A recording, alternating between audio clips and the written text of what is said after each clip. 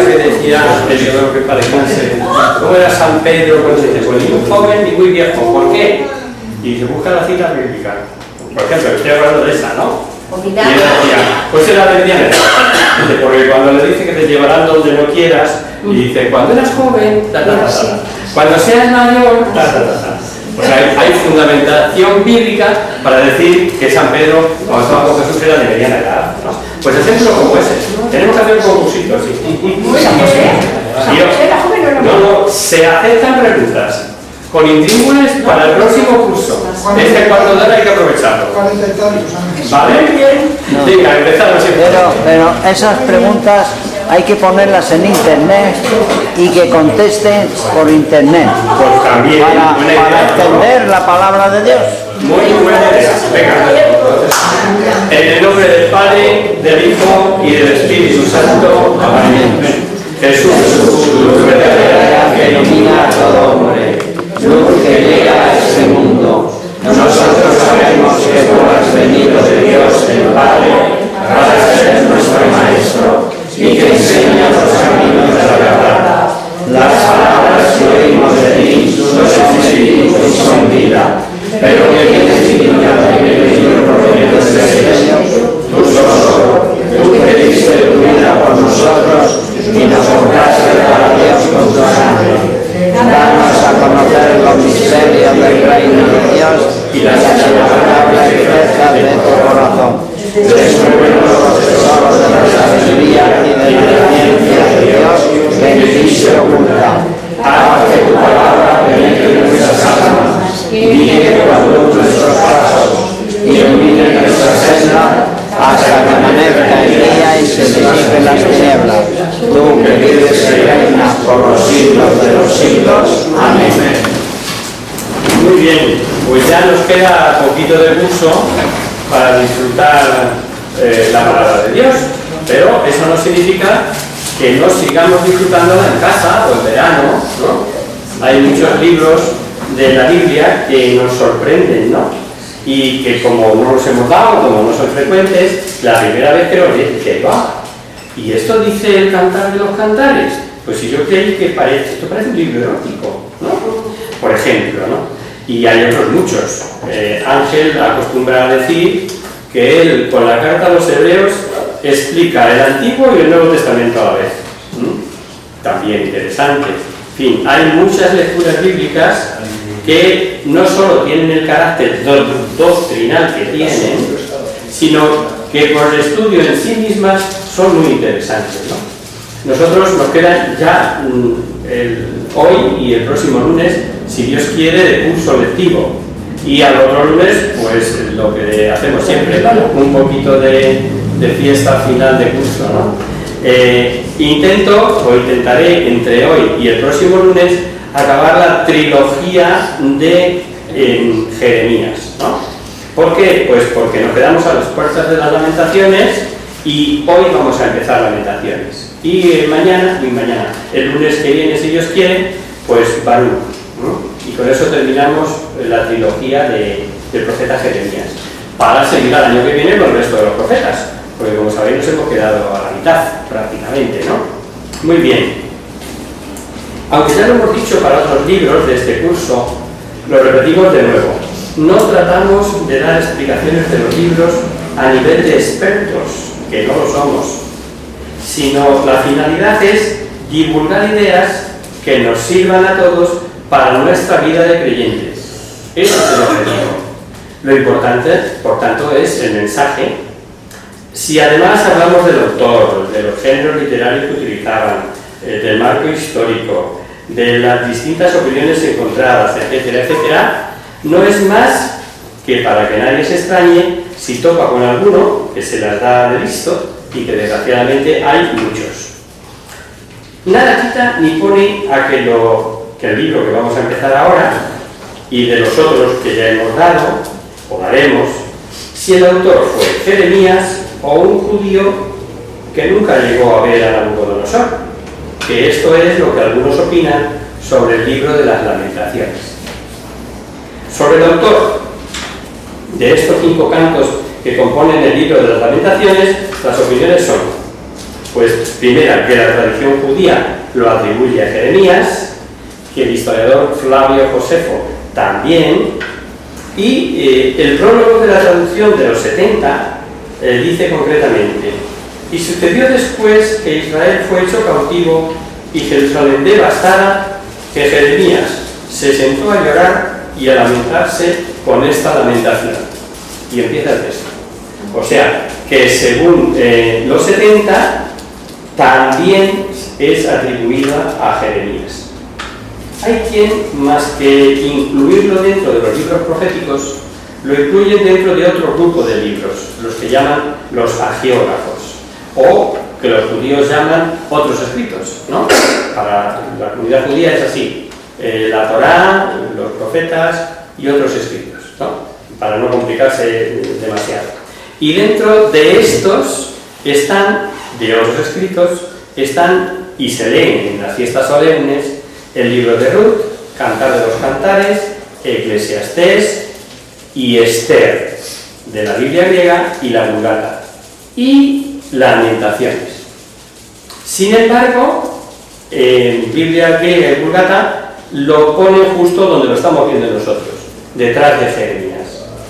Lo cierto es que estas Lamentaciones se leían en las sinagogas, en los aniversarios del desastre del reino de Judá, y puede que por eso figure dentro de los agiógrafos, porque se leía también en Pentecostés, en Pascua, en Tabernáculo, en las grandes fiestas. Nosotros, por facilidad de comprensión, nos quedamos con Jeremías como autor, porque además le encaja perfectamente, ya que, como sabemos, es el hombre que dio la solución y no fue escuchado. Ya leemos, recordamos, Jeremías 22, 3, 5, al 5.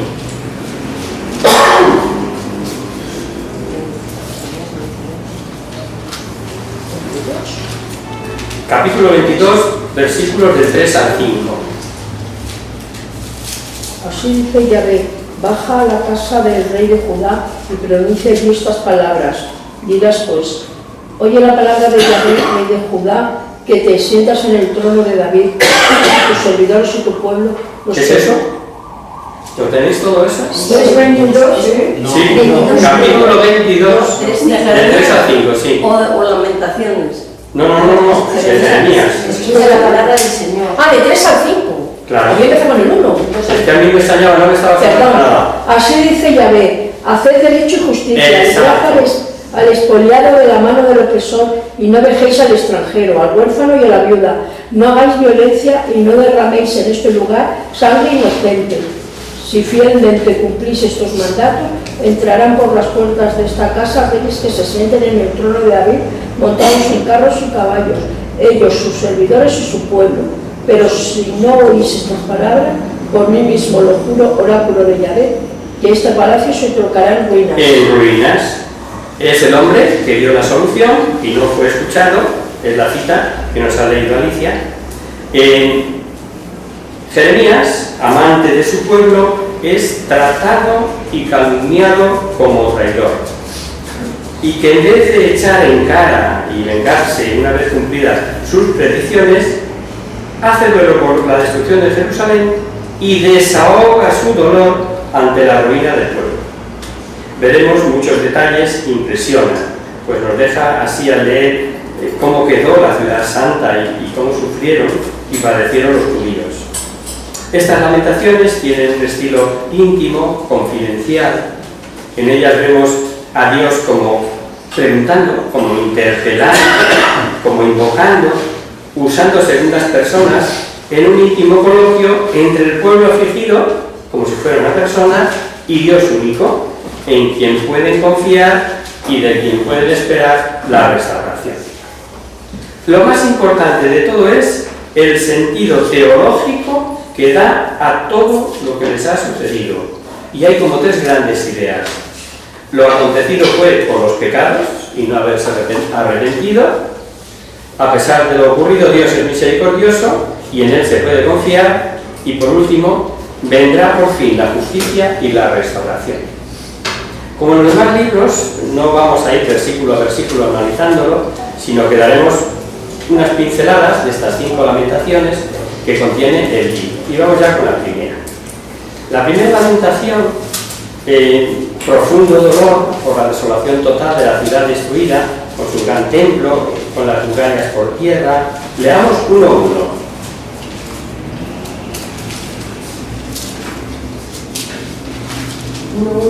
Ahora ya de lamentaciones, ¿eh? Hay solitaria la que era ciudad populosa. En viuda se ha convertido la que era grande entre las naciones. La princesa de las provincias ha sido reducida a esclavitud. A esclavitud. Y empieza con una palabra un poco rara, ¿no? ¿Qué pone? Aleph. Y en el 2 y luego... Efectivamente. Os lo aclaro, ¿no? Porque puede chocar. Sí. Y es que cada versículo va precedido de una palabra incomprensible para nosotros, y es porque se trata de una composición poética. Todas las lamentaciones han sido redactadas según el método que se llama quinat o elegíaco. Lo de elegía ya os suena más, ¿verdad? Pues elegíaco o quinat, y que se caracteriza por el empleo de versos con dos cadencias, en los que el segundo es más breve que el primero y su comienzo. Aleph, Bet, Gimet, Talet, etc. es el alfabeto hebreo, en la serie formada por las consonantes hebreas. Está compuesto por 22 caracteres y sería para establecer un orden, algo así como nosotros hacemos A, B, C, D, para ir enunciando distintos apartados. Pues sepáis qué es eso, las letras del alfabeto griego, ¿no? Del hebreo, perdón. Recordaréis que en tiempos de Salomón, cuando vino la reina de Saba, que había oído de su sabiduría, que era superior a la del faraón, lo vamos a recordar, está en el primer libro de los Reyes, porque de aquel esplendor, primero Reyes 10, 3, 6, vamos a ver luego el canto, el versículo, la queja, la lamentación de Jeremías, ¿no? Primera Reyes 10, del 3 al 6.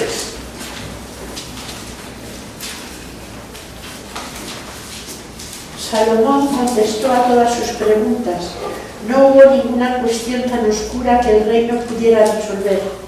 Cuando la reina de Saba vio toda la sabiduría de Salomón y el palacio que se había construido, los manjares de su mesa, las casas de sus cortesanos, el porte de sus servidores y sus uniformes, sus provisiones de bebidas y los holocaustos que ofrecía en el templo del Señor, se quedó maravillada y dijo al rey: en verdad lo que yo había oído en mi país acerca de ti, de tu sabiduría, etcétera. Lo dejamos ahí, ¿no? Pues bien, fijaos ahora en las lamentaciones lo que dice el versículo 6, que va precedido de Baúl. Mayor ha sido la culpa de la hija de mi pueblo que la de la misma Sodoma, que fue destruida en un instante sin que nadie pusiera en ella la mano. Sigue. Ahí eran sus nazareos más resplandecientes que la nieve, más blancos que la leche, más rubicundos sus huesos temporales, y un zafiro era su cuerpo. Eso es en Lamentaciones 1, 6 Y 7. al 7. No dice ahí: acordóse Jerusalén en los días de su aflicción. No. ¿Esa cuál es? ¿Esa es 16? el 6, El 6. el 7. 6 y 7, léelo seguido.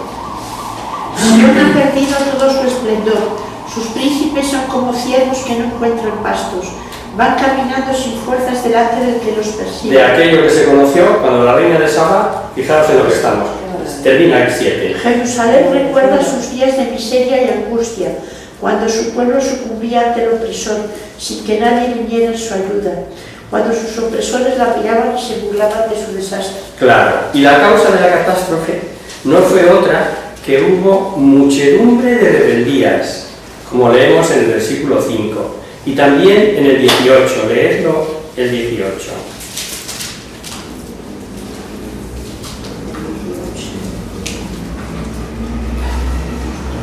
Pero el Señor es justo porque me rebelé contra su palabra. Pueblos todos, escuchad y mirad mis heridas, mis doncellas y mis jóvenes han marchado al desierto. Y después dirá que si hay algún dolor comparable a este dolor. Leer el 12, 1:12. Ahora vosotros, cuando pasáis por el camino, mirad y ved si hay dolor comparable a mi dolor, al dolor con que yo soy atormentada. Aflíjome ya que el día de su ardiente cólera. Correcto, ¿no? Y es que cerca pasaba el camino que iba a Egipto, donde se unía la ruta de las caravanas y por lo tanto era muy frecuentado. Vamos con la segunda lamentación.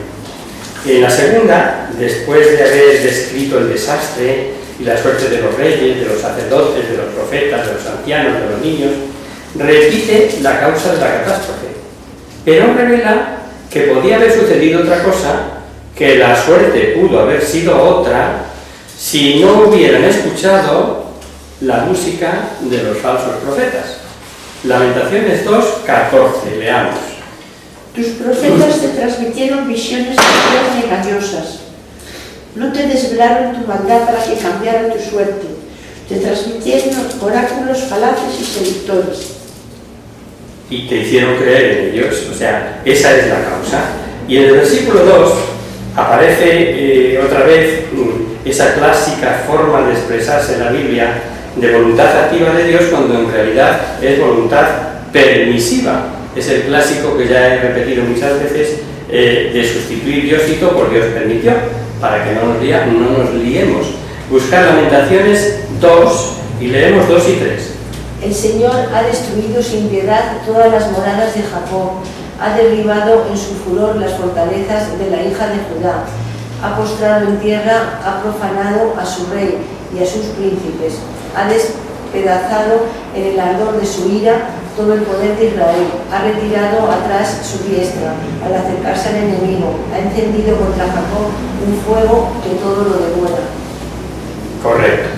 Veis que lo pone como voluntad activa, o sea, como si Dios hubiera bajado a la tierra a hacer eso, ¿no? Hay aquí un versículo, mejor medio versículo, que dice con claridad lo que dijimos el primer día. El hombre se aparta de Dios, al apartarse de Dios, como respeta la libertad del hombre, no puede ayudarle y entonces, ¡zas! Viene otro más fuerte e incluso dejó su santuario en manos del enemigo, como ya le había anunciado a Salomón, que pasaría si abandonaban su alianza. Esto no es la primera vez que sale, por la obstinación de los judíos de ver la mitad de la cita, la mitad de lo que el Señor le había dicho. No se acordaban para nada que si no cumplían, que si se alejaban de él, incluso la casa donde tenía su vida, su visión, donde era el lugar de Yahvé, y se sentían seguros por eso. Y se les había olvidado la segunda parte y sufren las consecuencias del enemigo. Leed Primera Reyes 9, Lamentaciones, donde estábamos, 2, del 6 al 7. Ha devastado como un huerto su choza, ha destruido el lugar del encuentro, el Señor ha hecho olvidar en Sion fiestas y sábados, ha rechazado el ardor de su ira a reyes y sacerdotes. El Señor ha repudiado su altar, ha cobrado odio a su santuario, ha entregado al enemigo las murallas de sus palacios. Hay clamores en el templo del Señor como el día de fiesta. Correcto. O sea, de eso se queja el bueno de Jeremías. Le duele que, estando clarísimo el mensaje, no hayan tenido en cuenta lo que les dijo, que si le abandonaban justamente su casa se vería en ruinas, ¿no? Vamos con la tercera lamentación. Vamos así a grandes saltos, claro, para que, como todo, leerlo despacito en casa, si tenéis tiempo, y veis todas las lamentaciones en todos sus detalles. Nosotros damos unas pinceladas por encima. En la tercera describe las tribulaciones y angustias de los justos, expresadas de una manera personal. Es muy interesante cómo recuerda la forma de expresión de varios salmos, y empezando como lamento individual pasa a convertirse en lamento colectivo. 3, 1 y 2. Yo soy un hombre que ha probado el dolor bajo la vara de su cólera porque me ha llevado y conducido a las tinieblas y no a la luz. Suficiente. Si recordamos lo que padeció Jeremías por los de su pueblo, cómo le amenazaron de muerte, cómo le calumniaron, cómo le tacharon de traidor, leemos en los versículos del 4 al 6. Ha consumido mi carne y mi piel y ha roto mis huesos. Ha levantado en torno a mí un cerco de veneno y de amargura. Me ha hecho habitar en lugares tenebrosos como los muertos de antaño. Impresiona cuando dice, me ha complicado, mejor leerlo, 3:11. Confunde mi camino y me destroza, luego me deja desolado. Me ha complicado mi camino, me ha despedazado, me ha asolado por completo. Pero revela a continuación que es ahora cuando el tormento es mayor. Leer 13 al 15 de este capítulo 3 donde estamos. Me ha clavado en las entrañas las flechas de su aljaba. La gente se burla de mí, me saca coplas todo el día. Me ha saciado de hieles, abrevándome con ajenjo. Mis dientes rechinan mordiendo Suficiente, ¿no? Y aunque no pierde la esperanza, pues dirá que es bueno esperar, porque ya es bueno para los que esperan en él. Para el alma que le busca, leer el 25 y 26, el 3.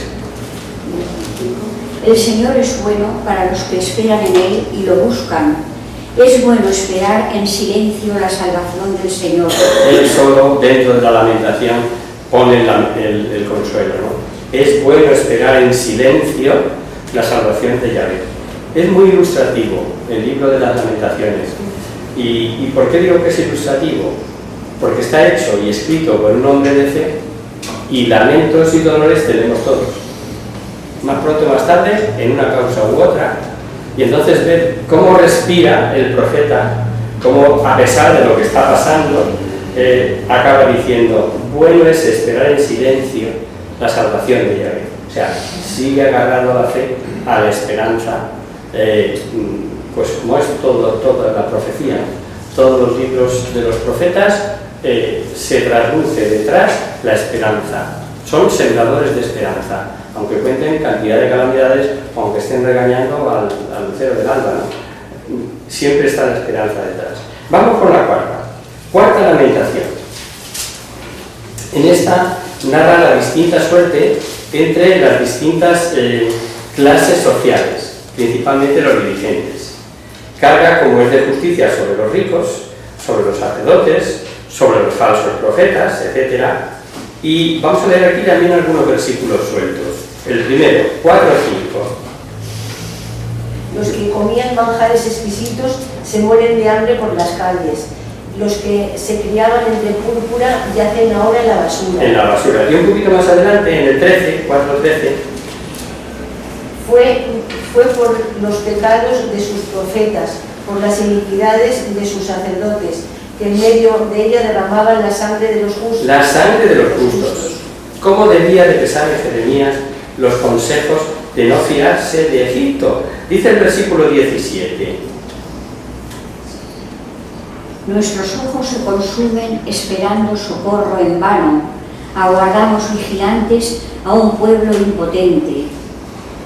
Esa esperanza, puesta en su ayuda, olvidándose de Yahvé, que ahí es donde estuvo el error, olvidando la fe, que es la fuerza que sirve para poder vivir, como dirá el profeta Habacuc, que veremos en su día, y que también ya nos reveló Oseas, y San Pablo aplicó la fe en Cristo para la doctrina de la justificación. Nos pasamos a Habacuc 2:4. Habacuc.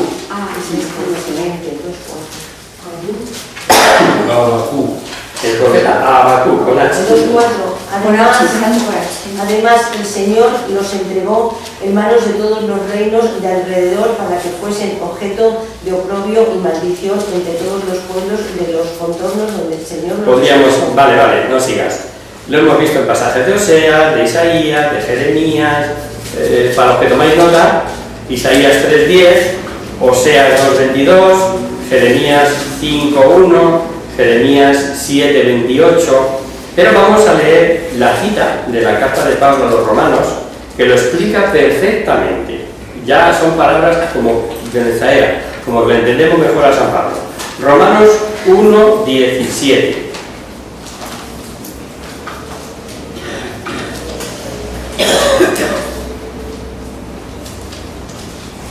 Porque la justicia de Dios se manifiesta en él por la fe, en continuo crecimiento, según está escrito, el justo vivirá por la fe. El justo vivirá por la fe. Y vamos con la quinta y última lamentación, de la que tomaremos también solamente algunos pasajes sueltos. Esta lamentación es como una oración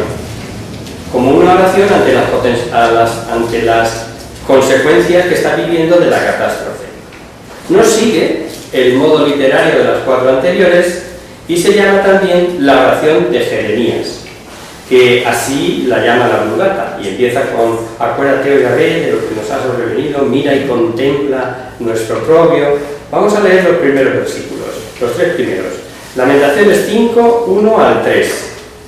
Recuerda, Señor, lo que nos ha pasado. Contempla y mira nuestro oprobio. Nuestra heredad ha pasado a extranjeros, nuestras casas a desconocidos. Somos huérfanos sin padre, y nuestras madres son como viudas. Como viudas.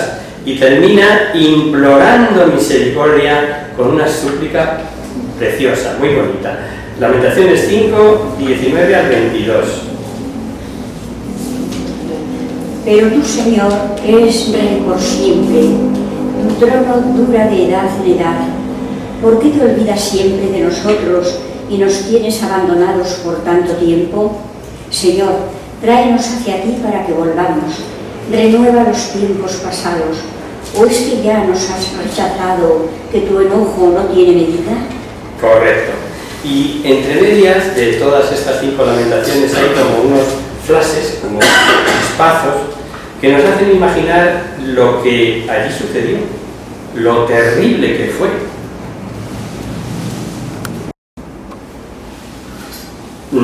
Terrible, y vamos a recurrir a la segunda lamentación, de las lamentaciones que hemos visto.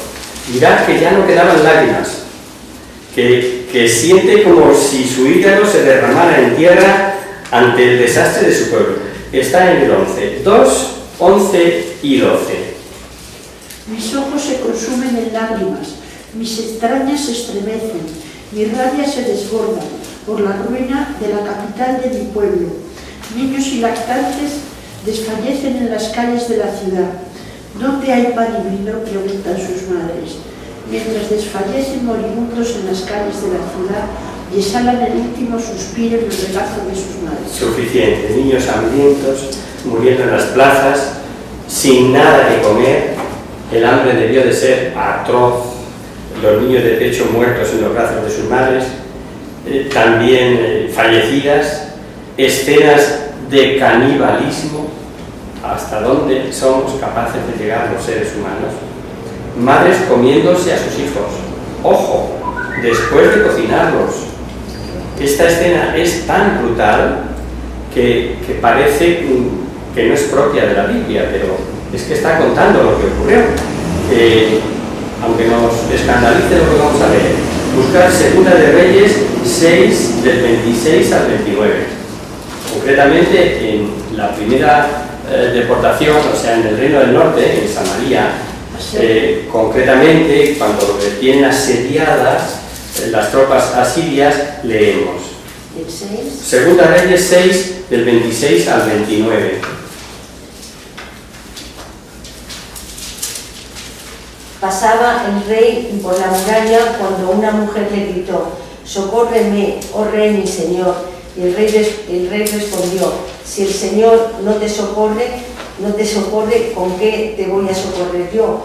Con el producto de la era o del lagar». Y le preguntó: «¿Qué quieres?». Ella respondió: «Esta mujer me había dicho: entrega a tu hijo y nos lo comeremos hoy. El mío nos lo comeremos mañana». Cocimos a mi hijo y nos lo comimos. Al día siguiente le dije: trae a tu hijo para que nos lo comamos, pero ella escondió a su hijo. Lo había escondido. Tremendo, ¿verdad? Pues en este caso es historia. ¿Hasta dónde puede llegar el corazón humano si se olvida de Dios? El hombre depredador del propio hombre y con otras características. Y de otra manera sigue ocurriendo. Somos lo mejor que puede haber sobre la tierra y el peor bicho que te puedes echar a la cara los humanos. Cuando nos olvidamos de Dios, obviamente. Cuando nos animalizamos hasta determinados puntos. Ya oímos tan a menudo lo de las muertes, lo de las violaciones, lo de este chico mismo que ha dado el telediario esta noche, que se liaron a pegarle 5 italianos y que está grave en el hospital. Resulta que lo oímos y ya estamos insensibles. Pero es que hombres contra hombres. Leemos escenas brutales, con violaciones de mujeres y vírgenes, hombres colgados, obligados a hacer trabajos forzados a niños menores. Ojo, igual que hoy. Los niños de la guerra que llaman, los niños que no han tenido infancia. Vamos a leer el quinto lamento. Lamentaciones 5 del 11 a 13. Han violado en Sion a las mujeres, a las doncellas en las ciudades de Judá. Los príncipes fueron colgados por sus manos y el rostro de los ancianos no ha sido respetado. Los muchachos han tirado de la muela del molino bajo la carga de la leña y se han doblado los niños. Suficiente, ¿no? Pero también entre medias de todas estas catástrofes hay hermosas peticiones de perdón del pueblo angustiado. Vamos a leer una, por ejemplo, 5:1.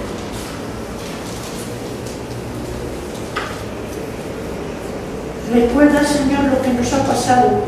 Contempla y mira nuestro Y oprobio. vuestro oprobio. Pasaros al 2:18.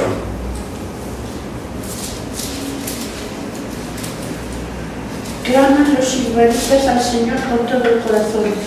Muralla de Sion, deja de correr como un río tus lágrimas. No des tregua a tus ojos ni de día ni de noche, que no descansen.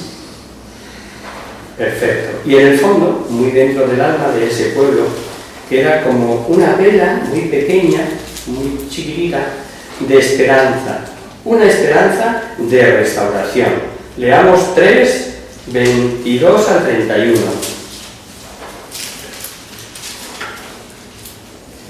El amor del Señor no se acaba, ni se agota su compasión. Cada mañana se renueva. Qué grande es tu fidelidad. Me digo, el Señor es mi lote, pero eso espero en Él, por eso espero en Él. El Señor es bueno para quien se fía de Él, para quien lo busca. Es bueno esperar en silencio la salvación del Señor. Es bueno que el hombre se arroje desde su mano. Que se esté solo y silencioso cuando la desgracia venga sobre él. Que se humille hasta besar el suelo, pues quizás haya esperanza. Que ponga la mejilla quien lo hiere y sea colmado de ultrajes, porque el Señor no rechaza para siempre. Correcto. Y se te pone la carne de gallina. Porque es eso. No hay más solución que hacerse como niños, que es lo que dice el Evangelio, ¿no? Hay que humillarse, hay que ponerse al polvo, a los pies de los caballos. Porque solamente así, con esa humildad, con el abandono total, es como podrás obtener misericordia. El Señor no desecha para siempre, sino que después de afligir se compadece según su gran misericordia, que dice también un poquito más adelante. Un versículo para terminar, que anima a humillarse y pensar en sí y la gracia de Dios viene de ahí. Si Dios providente, o como otras veces decimos, ¿cómo vas a ser acreedor a misericordia si tú no te sientes miseria? Es que lo uno lleva a lo otro.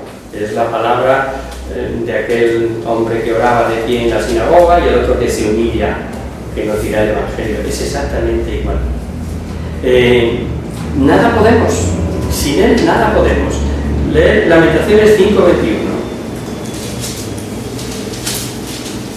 Convertinos a ti, oh Yahvé, es cuando queremos. Danos todavía días como los antiguos. ¿por qué nos has rechazado enteramente? Correcto, ¿no? Haznos volver a ti, Yahvé, y volveremos. Renueva nuestros días como antaño. Hay un versículo que merece, le demos aclaración, y una vez más recordamos que la Biblia es un mensaje ascendente, ¿no? Y es sobre la economía de la retribución. Algo dijo Jeremías y que leímos en su día, y algunos destellos de luz dio cuando aquello del refrán corría por Israel de que los padres comieron los agraces y los hijos sufrieron la dentera, ¿os acordáis, no? Ya no será más así. Cada uno responderá según sus actos. Vamos a recordar la cita, porque ya la vimos en Jeremías, en su día. Jeremías 31, 29 al 30.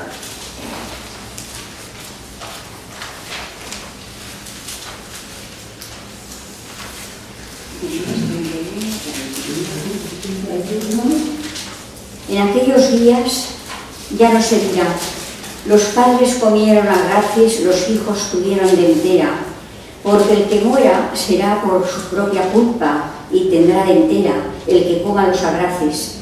Mirad que llegan días, oráculo del Hasta ahí Señor. está suficiente, es suficiente, ¿no? Cada uno sufrirá su culpa. No hay que echar la culpa a los antepasados ni al enterrado, ¿no? Pero aunque Jeremías apunta ya aquí que cada uno pagará lo suyo por lo que haya hecho y no por lo que pudieran haber hecho sus padres, lo cierto es que esa cantinela, ese modo de pensar, perduró hasta los tiempos de Jesús. Si no, acordaos, cuando en el episodio aquel del ciego de nacimiento, como nos dice el Evangelio de Juan, que le preguntan a Jesús sus discípulos, mejor de esto, Juan 9, del 1 al 3.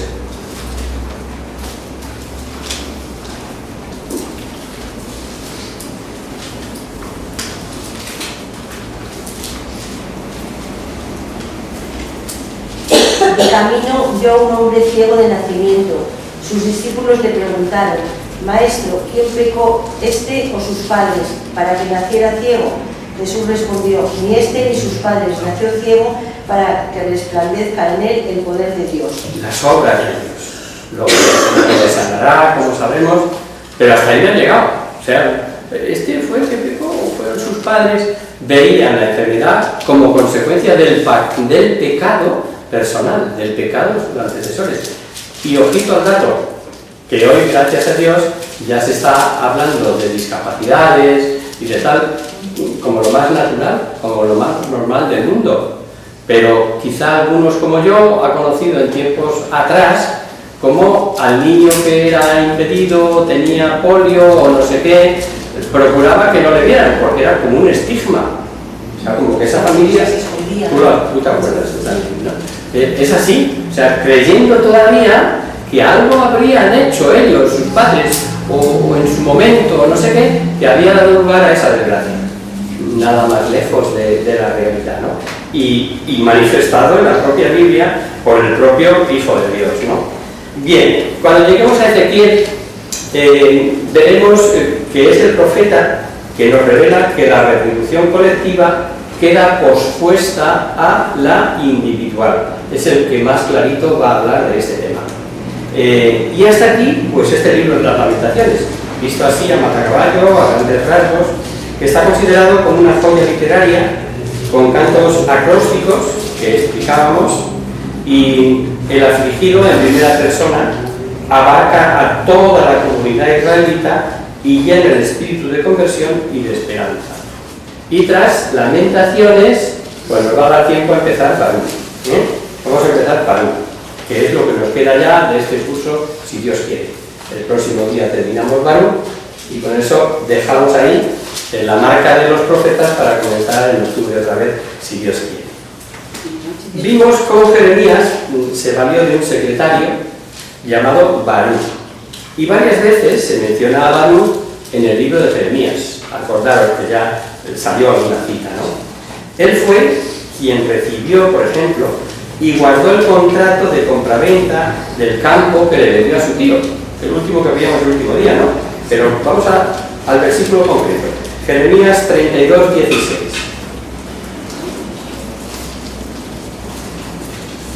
Después de entregar a Baruch, hijo de Nerías, el contrato de compra, elevé al Señor esta oración. Y sigue con la oración, ¿no? pero ya aparece por primera vez este Baruch, que es el que porta el contrato de aquel campo que compró cuando se iban al exilio, ¿no? Que lo fijamos. Es también el que escribió una colección de oráculos al dictado de Jeremías para leerlos públicamente, pues él, el profeta, estaba preso. Jeremías 36, del 4 al 6.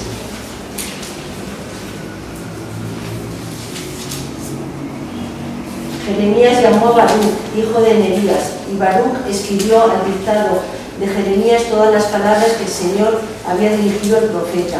Luego Jeremías dio esta orden a Baruch: yo tengo un impedimento y no puedo ir al templo del Señor. Vete tú y en el libro en que has escrito al dictado las palabras del Señor, léelas en alta voz al pueblo del templo del Señor un día de ayuno, léelas también a los judíos que vengan de sus ciudades. De sus ciudades. También es Baruch el que acusaron de ser el instigador de lo que Jeremías avisaba, y de hecho le toca huir a Egipto con él. 43:3 de Jeremías.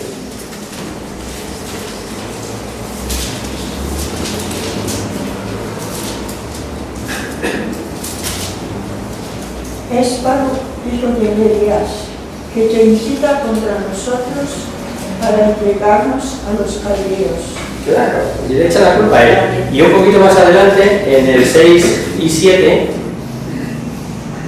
Los hombres, las mujeres, los niños, las hijas del rey y todos cuantos Nabuzaradán, jefe de la guardia real, había dejado con Godías, hijo de Ahikam, hijo de Safán, y a Jeremías profetas, y a Baruch, hijo de Nerías.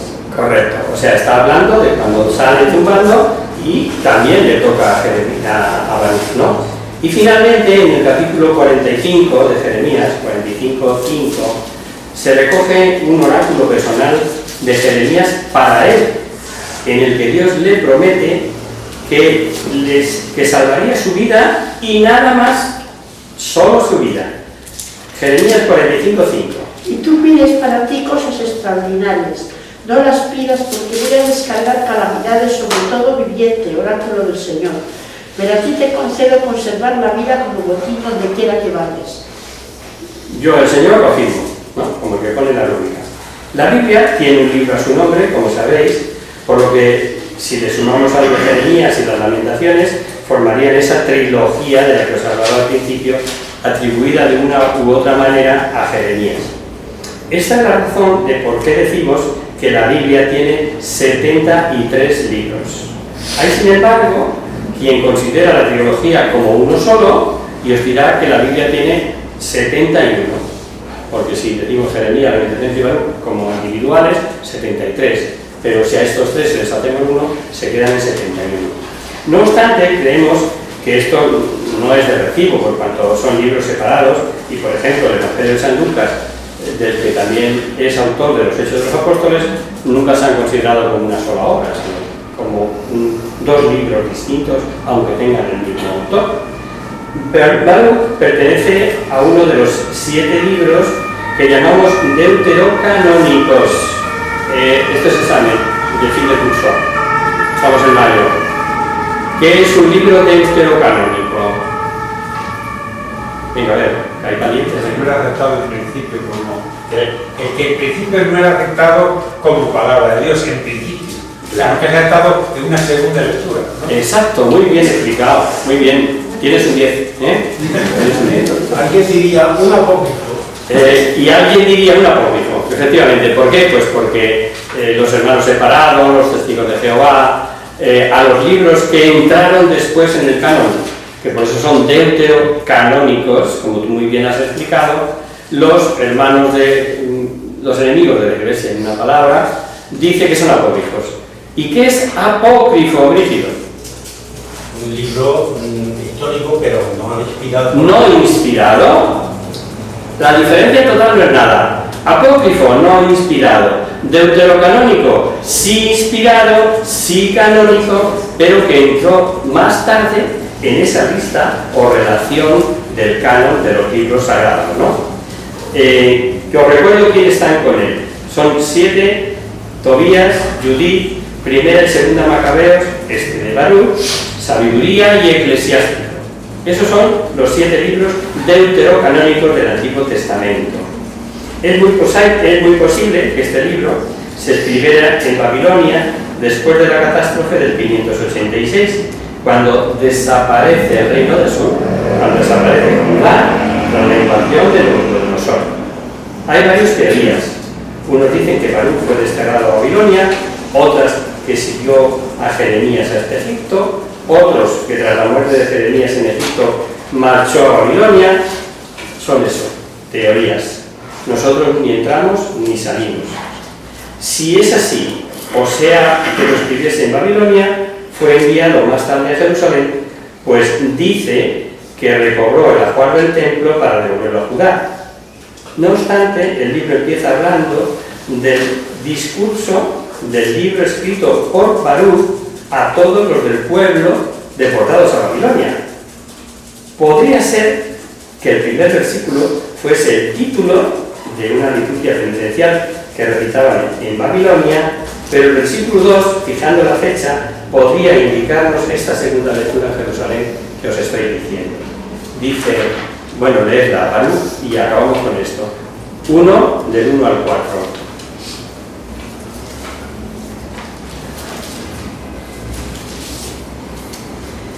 Discursos del libro escrito por Baruch, hijo de Nerías, hijo de Masías, hijo de Sedecías, hijo de Asarías, hijo de Cías, en Babilonia.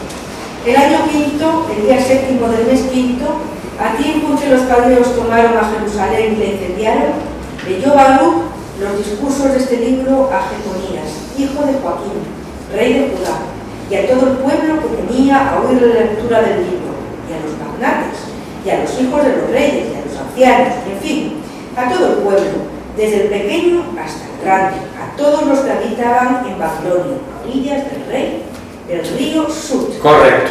Parece ser que la lectura tuvo éxito, pues dice que lloraron y ayunaron del Señor, y que recogieron dinero y que lo enviaron a Jerusalén, pero eso ya lo vemos el próximo día, si os parece.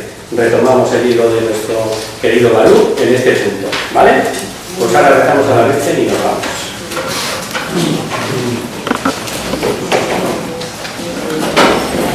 En el nombre del Padre, del Hijo y del Espíritu Santo. Amén. Virgen que revela la luna, bendita del cielo, en cuyo rostro se mira